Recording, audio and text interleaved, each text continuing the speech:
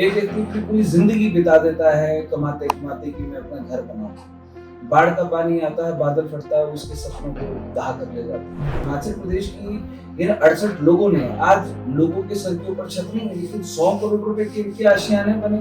एक ऐसे विधायक का नाम बताए जिस विधायक ने अपनी जमीन खरीदा। तो सब कुछ जनता ने मिलना तो जनता को चाहिए। ये लोग कौन होते हैं? कहीं ना कहीं आपकी आइडियोलॉजी भी हुई है, भाजपा भी चोर, कांग्रेस भी चोर, रूबी ठाकुर और उसकी पार्टी ईमानदार।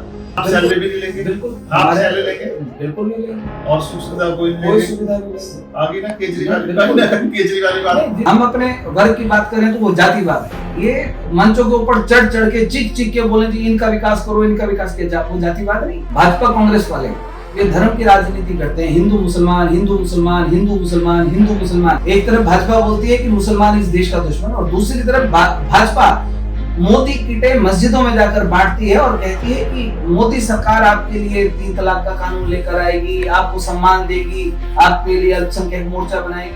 द न्यूज में आप सभी का स्वागत है। मैं हूं मुनीश सूद और आज मेरे साथ मौजूद है रूबी ठाकुर। ये राष्ट्रीय देवभूमि पार्टी के राष्ट्रीय संस्थापक और अध्यक्ष हैं। ये 26 तारीख से मंडी में धरने प्रदर्शन पर बैठे हैं। वजह है कि ये इनका मानना है कि ये जो विधायक हैं और मंत्री, उनको जो 100 करोड़ रुपए के अभी सुक्खू सरकार ने जो उनको हाइक की है उनकी पे में, उसके खिलाफ है। और भी बड़े मुद्दे हैं इनके। चलिए सीधे इन्हीं से बातचीत करते हैं। ये एक उभरते हुए नेता है और बड़ी स्पष्ट बात करते हैं और आपके सामने ही है। बाकी बातें आप जान जाएंगे जब हम इनसे बातचीत करेंगे। रूबी जी, स्वागत है आपका द न्यूज। हमने देखा है कि आप जब बोलते हैं तो मुंह से ज्वाला निकलती है। ये माँ भवानी का आशीर्वाद है जी। और क्योंकि जिन मुद्दों को लेकर हम लोग चले हैं तो उन मुद्दों में सच्चाई है, उन मुद्दों में हमारे लोगों का दर्द है, उन मुद्दों में इस जनता का दर्द है, जिस दर्द को कोई भी बयां नहीं करता। चाहे इस हिमाचल प्रदेश में सत्तासीन रही 5 साल तेरे, 5 साल मेरे, 5 साल तू, 5 साल मैं, क्योंकि कवायद लगातार सालों साल से चलाते आ रहे भाजपा कांग्रेस। क्योंकि आज हिमाचल प्रदेश में ये एक रियायत बन चुकी है कि स्वार्थ की राजनीति जो भाजपा कांग्रेस आज की तारीख में जनता के समक्ष कर रही है। आज जनता आपदा से प्रभावित, जनता आपदा से पीड़ित है, लेकिन ये जो विधायक हैं, इन विधायकों ने ये नहीं देखा, इन मंत्रियों ने ये नहीं देखा, ये 68 के 68 विधायक, इन्होंने ये नहीं देखा कि आज हिमाचल प्रदेश एक आपदा से प्रभावित प्रदेश, राष्ट्रीय आपदा घोषित करने की लगातार लोग मांग कर रहे हैं। लोगों ने अपनी छत गंवा दी। एक सपनों का महल होता है हर व्यक्ति का, चाहे वो एक छोटे से 2 कमरों का घर क्यों नहीं। एक व्यक्ति की पूरी जिंदगी बिता देता है कमाते कमाते कि मैं अपना घर बनाऊं। बाढ़ का पानी आता है, बादल फटता है, उसके सपनों को दहा कर ले जाता है। एक किसान होता है, अपनी जमीन को अपने परिवार के पालन पोषण का उसका सबसे बड़ा साधन होता है। बाढ़ आती है, बादल फटने का पानी आता है, वो जमीन अपने साथ बहा कर ले जाता है। ना जाने कितनी जिंदगियों को अपने साथ बहा कर ले जाता है। किसी के पिता, किसी की माँ, किसी का भाई, किसी की बहन, किसी का बेटा, किसी की बेटी, उन सबको अपने साथ बहा कर ले जाता है। वो लोग जिन 75 लाख लोगों वाले प्रदेश ने एक मात्र 68 लोगों को चुन के एक ऐसे मंदिर में भेजा जो न्याय का मंदिर है, जो लोकतंत्र का मंदिर है, कि जहां से लोगों के लिए न्याय मिलना है, उनकी सुख सुविधाओं के लिए, उनकी समस्याओं का निपटारा हो। मुझे देखकर बड़ा अचंभा हुआ कि जब मैंने मीडिया के माध्यम से देखा कि हिमाचल प्रदेश की इन 68 लोगों ने आज लोगों के सर के ऊपर छत नहीं है, लेकिन 100 करोड़ रुपए की इनकी आशियाने बनेंगे। जिला मंडी में आपदा आई, जिला कुल्लू में आपदा आई, लेकिन इन नेताओं ने क्या क्या सोचा? इन नेताओं ने जनता की मदद करने की सुई जनता की तरफ ही मोड़ दी। नेताओं ने कहा कि आज ये जिला, ये लोग आपदा से प्रभावित हैं, आप इनको राशन दो, आप इनको कपड़े दो, आप इनको बर्तन दो, आप इनको पैसे दो।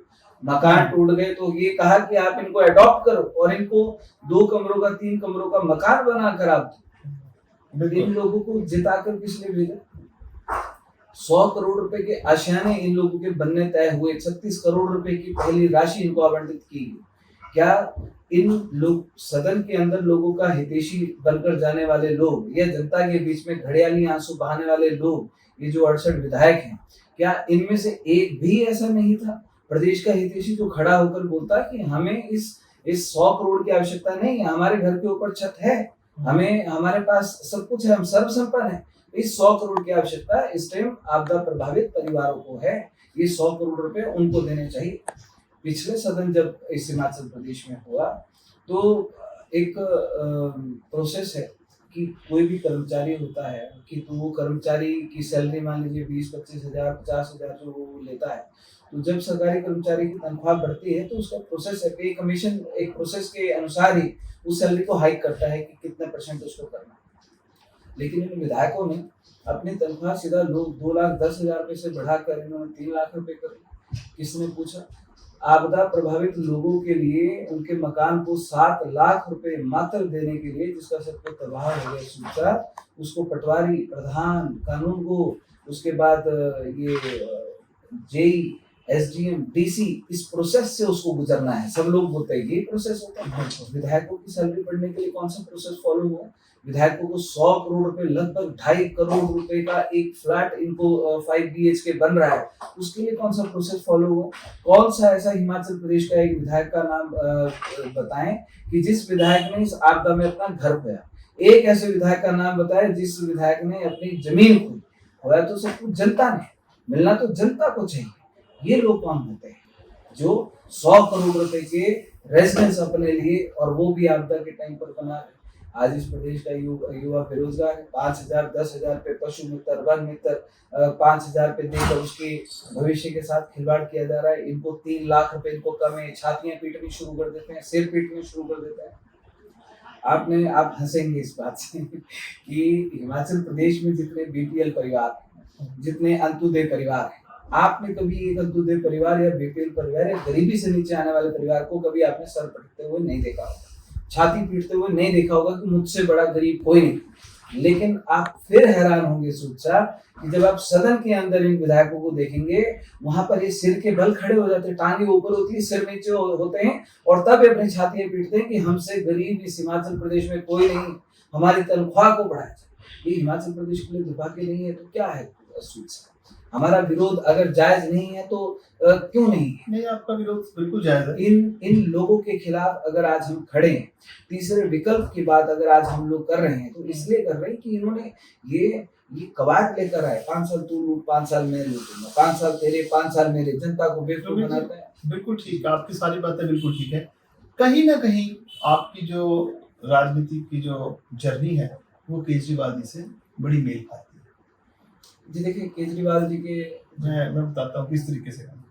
जब वो राजनीति में आए थे, उनका एजेंडा भी सेम था, कांग्रेस भी चोर, भाजपा भी चोर, मैं सबसे ईमानदार। इस आइडियोलॉजी से वो सत्ता में आए थे। कहीं ना कहीं आपकी आइडियोलॉजी भी वही है, भाजपा भी चोर, कांग्रेस भी चोर, रुमित ठाकुर और उसकी पार्टी ईमानदार। बात में क्या हुआ देखा ना आपने, केजरीवाल जी ने क्या कहा? केजरीवाल जी ने अपने ईमानदारी के वो झंडे झुलाए जो लोगों ने देखे भी नहीं थे, सुने भी नहीं थे। तो फिर आप कैसे लोगों को विश्वास दिला देंगे? जो तीसरे विकल्प आता है ना, जो कहता है ये भी चोर है, ये भी चोर है, मैं ईमानदार हूँ, उनके हश्र लोगों ने देख लिए। आप कैसे विश्वास दिलाएंगे कि आप जो बोल रहे हैं आप उस पर खरे उतरेंगे?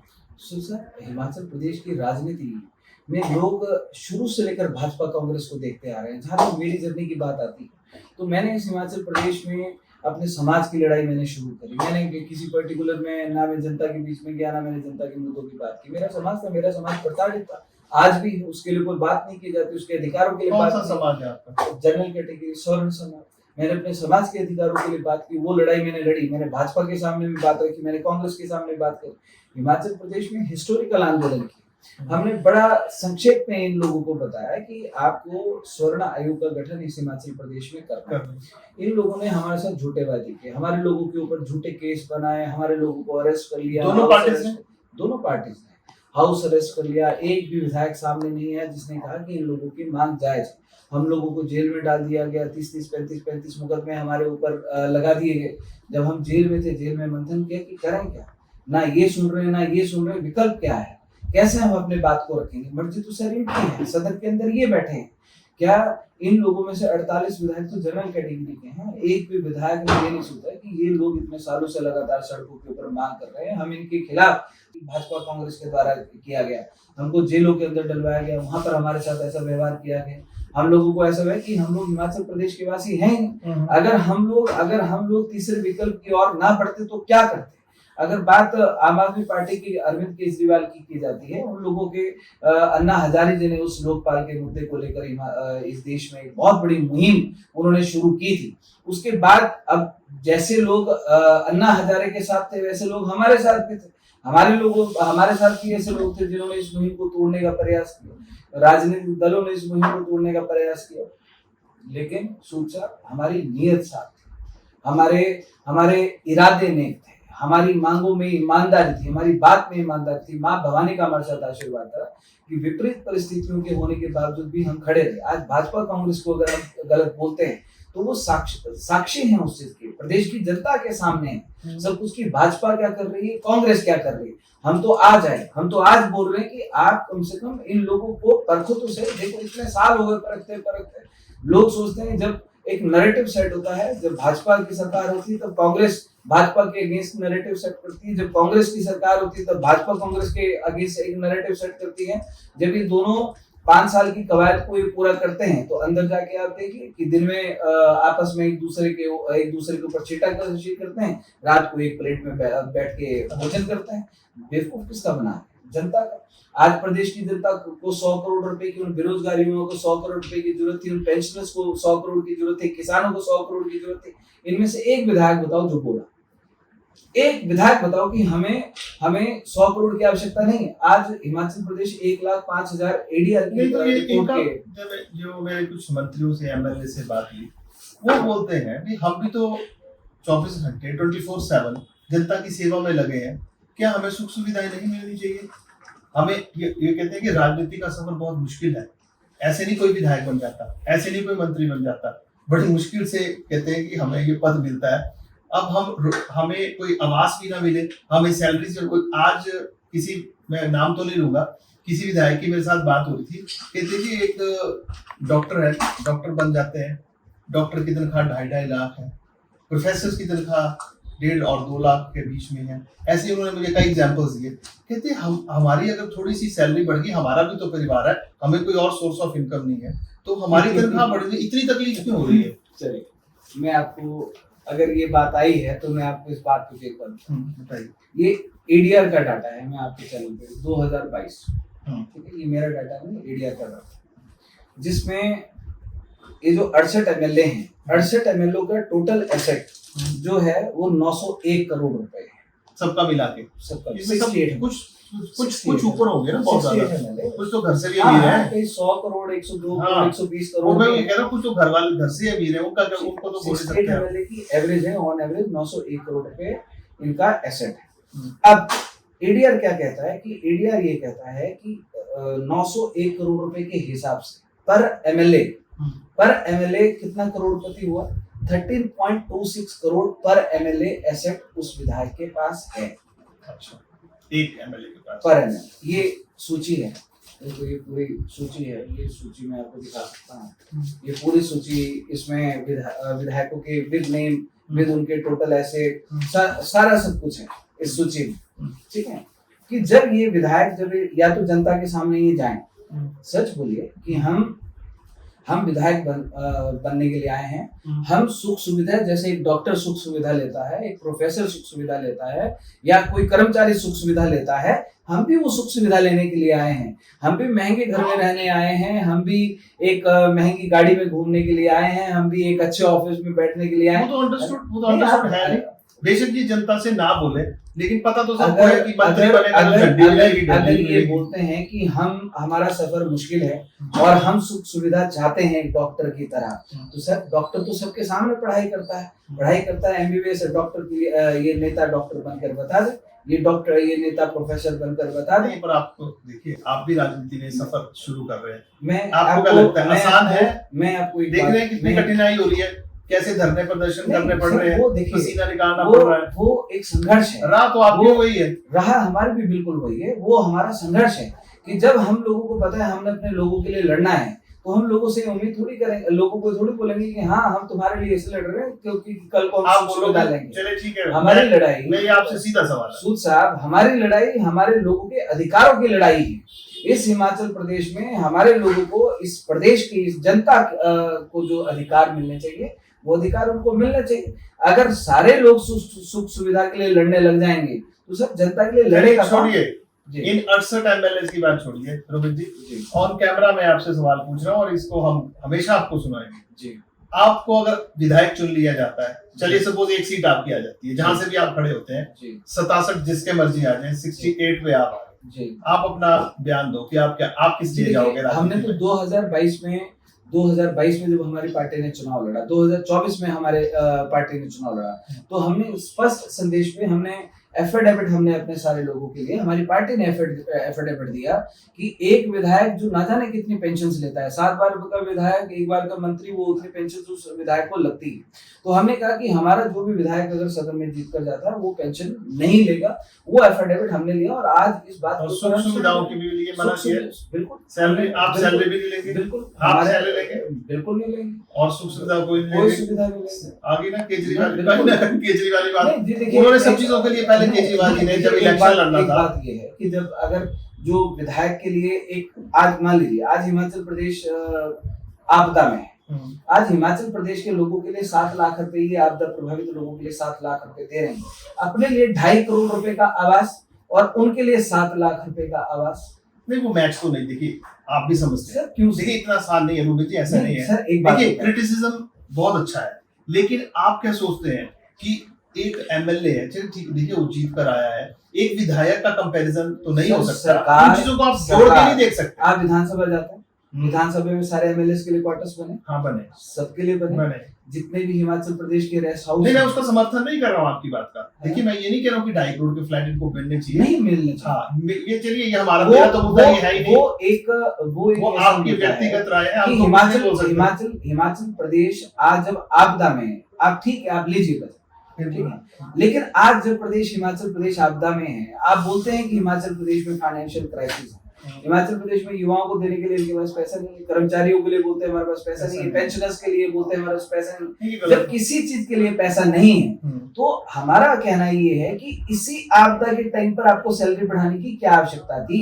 अगर आप गरीब हो रहे थे तो ऐसी क्या गरीबी आ गई थी कि इस आपदा के टाइम पर जब जनता को पैसा मिलना चाहिए था तभी आपने 90,000 रुपए बढ़ाना था। आपने, आपके जितने चेयरमैन थे जो 30,000 रुपए सैलरी लेते उसका आपने 1,15,000 रुपए सैलरी कर दी आपदा के टाइम पर। आपने 2.5 करोड़ रुपए का आपने अपने लिए सेट बनाना था 5 BHK, तो क्या आपदा के टाइम पर?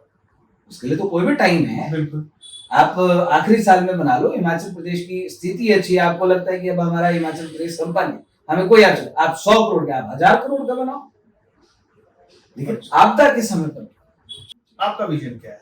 ये देखिए सीधी सी बात है कि हिमाचल प्रदेश, अगर आप चाहते हैं एक तीसरा, देखिए तीसरा विकल्प, रूबी जी एक बात आप मेंटली प्रिपेयर होकर चलिए, आप पीछे का इतिहास देखिए राजनीति में, कभी भी हिमाचल में तीसरा विकल्प बन के नहीं आ पाया है, या कांग्रेस या भाजपा, इसके अलावा अगर कारण भी देखना पड़ेगा। हाँ, उसका कारण आप जानते होंगे, क्योंकि आपने कदम राजनीति में रखा है और आप एक युवा नेता हैं, तो हो सकता है कि आपकी तैयारी उस तरह से हो, और स्वर्ण आयोग है, कई चीजें आपने बैकग्राउंड में आपके साथ है, हो सकता है आप हम तो कामना करेंगे आप राजनीति में आगे निकले, लेकिन तीसरा विकल्प हिमाचल के लोगों ने अभी तक एक्सेप्ट नहीं किया है। कारण क्या बता रहे हैं? सोच कि अगर तीसरा विकल्प इस हिमाचल प्रदेश में नहीं बढ़ा, हिमाचल ऐसा नहीं, हिमाचल प्रदेश ने मौका दिया, आपके मंडी से दिया, HVC को दिया, हिमाचल विकास कांग्रेस, पंडित सुखराम जी होते थे, जब उनके 4 या 5 विधायक उस समय जीते, तो वो 4 और 5 विधायक उस समय की स्थिति में जीतना, जब शांता कुमार जी जैसे, प्रोफेसर प्रेम कुमार धूमल जी जैसे नेता इस हिमाचल प्रदेश में थे, पंडित सुखराम जी जैसे नेता जब इस हिमाचल प्रदेश में थे, उस समय पर तीसरी पार्टी के विधायकों को चुनना, उस समय पर लोगों का समर्थन बताता था कि हमें भाजपा कांग्रेस से हटके हमें तीसरा विकल्प चाहिए। हुआ क्या कि उस समय पर जो पंडित सुखराम जी थे वो कांग्रेस से नाराज थे, कांग्रेस राजा वीरभद्र सिंह जी के साथ उनका तालमेल नहीं बैठा, जब नहीं बैठा तो उन्होंने एक प्रेशर ग्रुप की तरह उन्होंने एक तीसरी पार्टी का गठन किया। लोगों ने ये समझा कि ये तीसरा विकल्प हिमाचल प्रदेश में सत्ता में आएगा और जो प्रदेश की समस्याएं हैं उनको निपटाने का काम करेगा, लेकिन उस समय पर वो आपस में वो जो भी हुआ, मैं उस बात पे नहीं बोलना चाहूंगा, क्योंकि बहुत वरिष्ठ नेता रहे, तो उन्होंने उस समय पर उस अपनी पार्टी को मर्ज कर दिया, लोगों का विश्वास टूट गया। उसके बाद फिर लोग आए, वो भी भाजपा और कांग्रेस के लोग थे, भाजपा और कांग्रेस से नाराज लोग थे, शायद उन्होंने एक प्रेशर ग्रुप तैयार किया, उन्हें कहीं स्थान नहीं मिला, कोई टिकट नहीं मिला, किसी का टिकट कट गया, फिर उन्होंने एक प्रेशर ग्रुप तैयार किया कि हम तीसरा विकल्प बनाएंगे और तीसरा विकल्प बना के हम लोग भाजपा कांग्रेस के जो इनके समीकरण है वो समीकरण बिगाड़ने का काम करेंगे। फिर ये वही बड़े नेता के लोग कहते हैं ऐसा कि ऐसा हुआ जब उनको भाजपा कांग्रेस के द्वारा दोबारा से कहा गया कि आप आइए, आपको सम्मान मिलेगा, उन्होंने तीसरा विकल्प खत्म कर दिया और वो चले गए। लेकिन रोमित सिंह ठाकुर ना भाजपा से नाराज है ना कांग्रेस से नाराज है। लेकिन रोमित सिंह जो लिखता है भगवान रंग का चोला, कहीं ना कहीं कांग्रेस वाले बोलते हैं बी टीम है कांग्रेस भाजपा की। मुझे लगता है कि उनकी जानकारी में थोड़ी सी कमी है। ऐसे भाजपा वाले भी बोलते हैं ये केसरिया है, हमारा रंग है केसरिया, और केसरिया ध्वज हम लोग लेकर चलते हैं। और क्योंकि क्षत्रिय धर्म, त्याग और बलिदान का ये जो रंग है केसरिया, ये त्याग और बलिदान का एक चिन्ह है, तो उस चिन्ह को हम साथ लेकर चल रहे हैं। और त्याग और बलिदान अगर अपने समाज, अपने लोगों के लिए हम लोगों को करना पड़ेगा तो उसको पहली पंक्ति में हम लोग लेकर चलते हैं। और जो तीसरे विकल्प की बात आती है, आज तक हिमाचल प्रदेश में इंडिपेंडेंटली तीसरे विकल्प की बात की किसने? आम आदमी पार्टी पिछली बार आई थी 2022 के चुनाव में, वो आप मुझसे बहुत ज्यादा बेहतर जानते हैं कि कांग्रेस के साथ उन लोगों की क्या सट्टी बट्टी हुई कि एक तरफ कांग्रेस ने गुजरात छोड़ा, आम आदमी पार्टी ने हिमाचल छोड़ा। ये आपस में इन लोगों का क्या आप कह रहे हैं कि दिल्ली में आम आदमी पार्टी भी मिली हुई है। ठीक है, ये तो है ही है। आप केंद्र में देखिए तो इंडी गठबंधन है, तो आम आदमी पार्टी उसका हिस्सा है। अगर वो तीसरे विकल्प की बात कर रही थी तो वो लोग कर रहे थे जो ऑलरेडी इन लोगों के साथ मिले हुए हैं। आप राष्ट्रीय देवभूमि पार्टी को देख लीजिए, आप रोमित सिंह ठाकुर को देख लीजिए, हम किसी से नाराज नहीं, ना हमारा भाजपा के प्रति आक्रोश है, ना कांग्रेस के प्रति आक्रोश है, ना हमारे मन में ऐसा है कि भाजपा ने हमें स्थान नहीं दिया पार्टी में, कांग्रेस ने हमें स्थान नहीं दिया अपनी पार्टी में। हमारी लड़ाई इस हिमाचल की हिमाचलियत के लिए है, अपने लोगों, अपने समाज के अधिकारों की लड़ाई, और उस अधिकारों की लड़ाई को लड़ने के लिए हम लोग राजनीति परिप्रेक्ष्य में पटल पर हम लोग आए।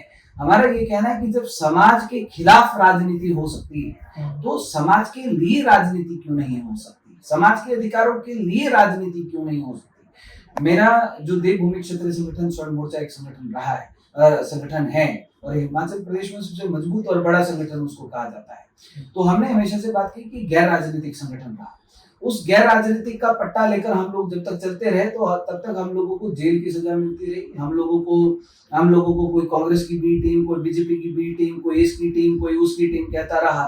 तो जितने भी ऐसे, जब हम लोगों को समझ आया कि ये गैर राजनीतिक बनकर कोई फायदा नहीं है, क्योंकि इस हिमाचल प्रदेश में या इस हिमाचल प्रदेश के पटल पर जो भी होना है वो सत्ता के अंदर जाकर होगा। तो आज हमारे संगठन का लक्ष्य भी ये है कि सत्ता में जाकर हम हिमाचल प्रदेश की हिमाचलियत को बचाएं, इस हिमाचल प्रदेश को लूटने से बचाएं, इस हिमाचल प्रदेश को बिकने से बचाएं, इस हिमाचल प्रदेश को बर्बाद होने से बचाएं। इसलिए एक बिल्कुल पूरी ताकत के साथ इंडिपेंडेंटली हम हिमाचल प्रदेश में तीसरे विकल्प की हम लोग बात कर रहे हैं। और ये भाजपा कांग्रेस वाले ये हमारा रास्ता नहीं रोक सकते सोच, और बिल्कुल भी नहीं रोक सकते। इन्होंने जितना रोकना था, मेरे ऊपर जितने मुकदमे लगाने थे लगा दी, इसके बाद क्या होगा, 2 4 5 मुकदमे और लगाएंगे। जहां मैं इतने मुकदमे झेल रहा हूँ, मैं वहां पर 2 4 5 और मुकदमे झेलूंगा।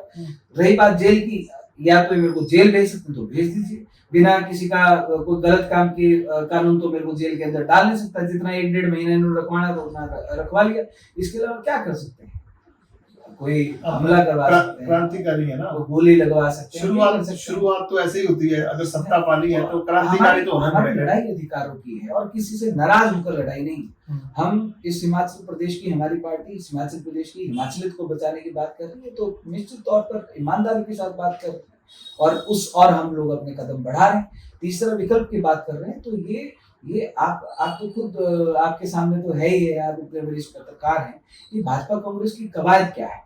5 साल तेरे 5 साल मेरे, ये नहीं चलता है। बिल्कुल 5 साल भाजपा के सरकार आती तो सबसे ज्यादा कांग्रेस के काम होते हैं, कांग्रेस की सरकार होती है सबसे ज्यादा भाजपा के काम होते हैं। जब तीसरा विकल्प आ जाएगा तो ये सेटलमेंट कैसे होगी? तो सेटलमेंट नहीं होगा।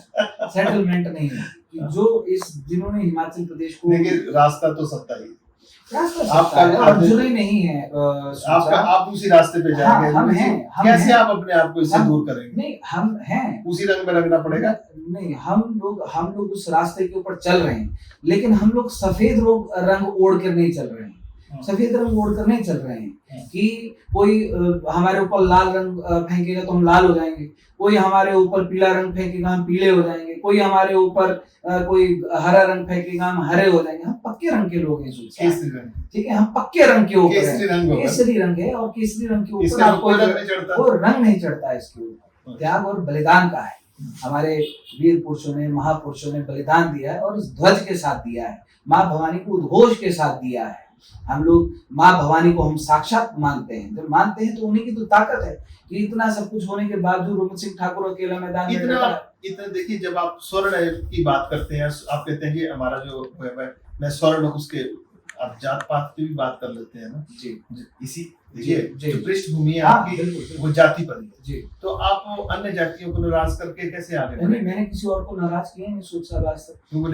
तो कोई भी पार्टी देखिए, चाहे कांग्रेस है, चाहे भाजपा है, चाहे अन्य, आपको ले लीजिए, ठीक है, कोई पार्टी इस तरह के स्पेसिफिक कास्ट को लेके आगे नहीं आती है। इनसे बड़ा जातिवाद करता कौन है साहब? इनसे बड़ा धर्मवाद करता कौन है? आप एक बात के पीछे आपका जो पार्टी है उसमें स्पष्ट है कि हम स्वर्ण। आप एक बात बताएं, हिमाचल प्रदेश में सरकार में कौन है? मैं तो नहीं हूँ सरकार।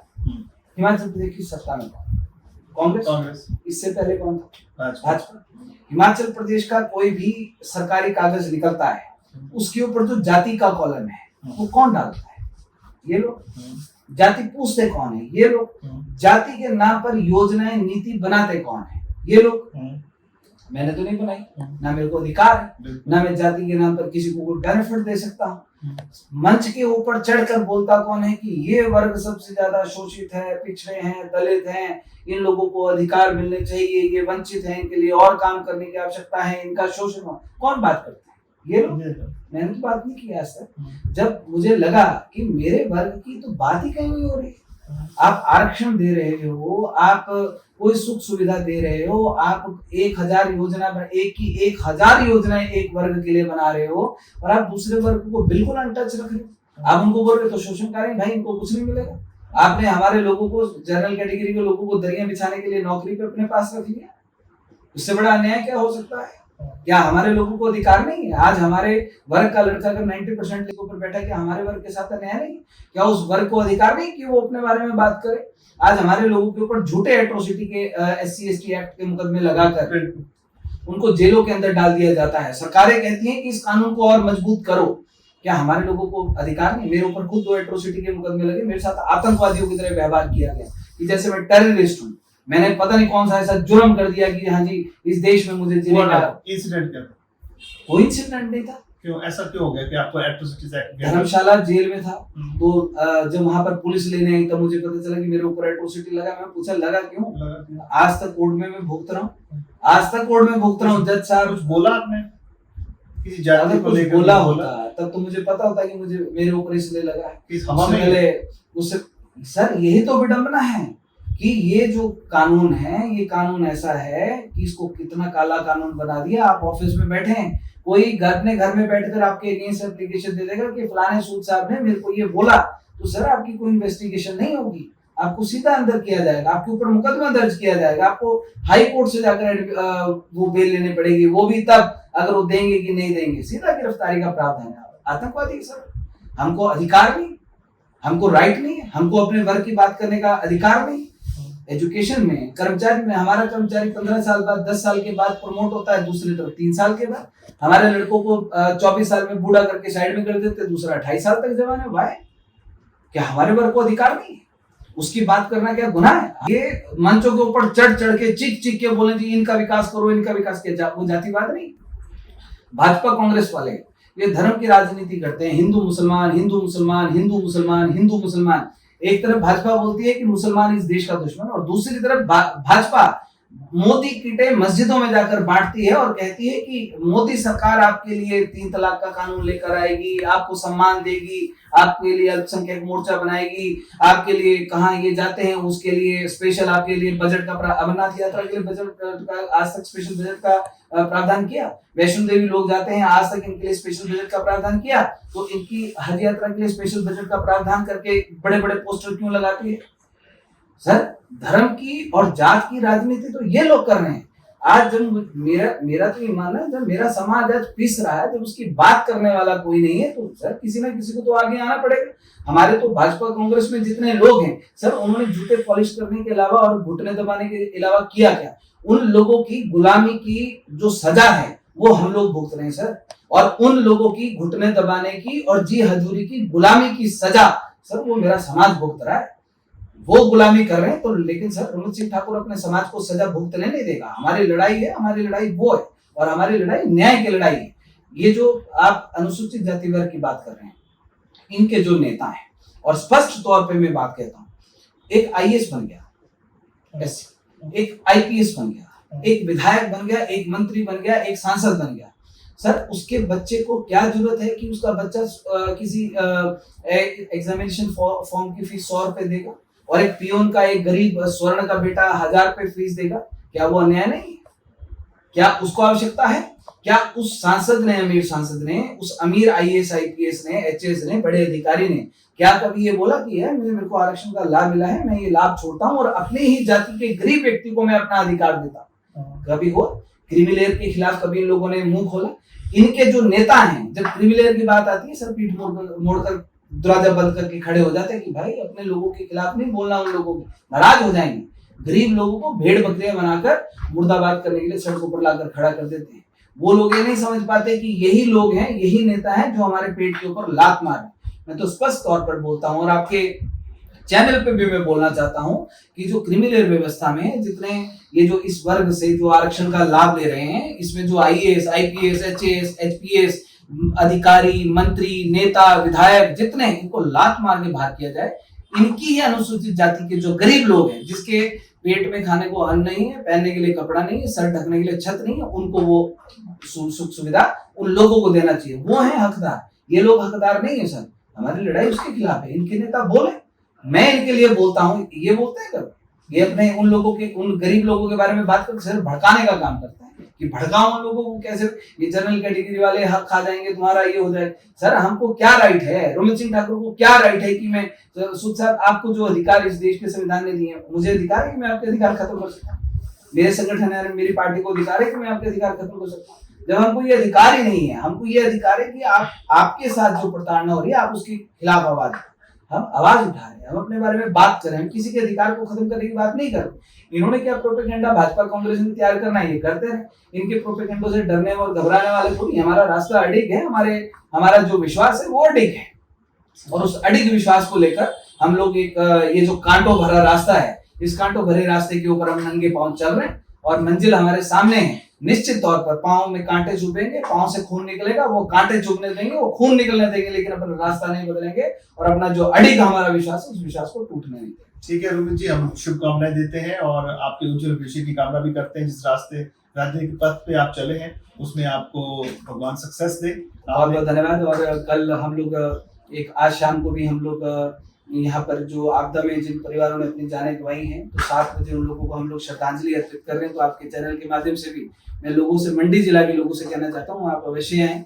और कल हम लोग, देखिए गुस्सा और आक्रोश तो मेरे नेताओं के प्रति है नहीं, इन 68 विधायकों के प्रति मेरा कोई गुस्सा नहीं है। इन लोगों के प्रति मेरा विद्रोह है और मेरी बगावत है, और मैं बगावती होने के नाते और एक बगावत करने के तौर पर मैं आप लोगों को निमंत्रण देना चाहता हूं कि कल सुबह 11 बजे बगावत और विद्रोह सभा है।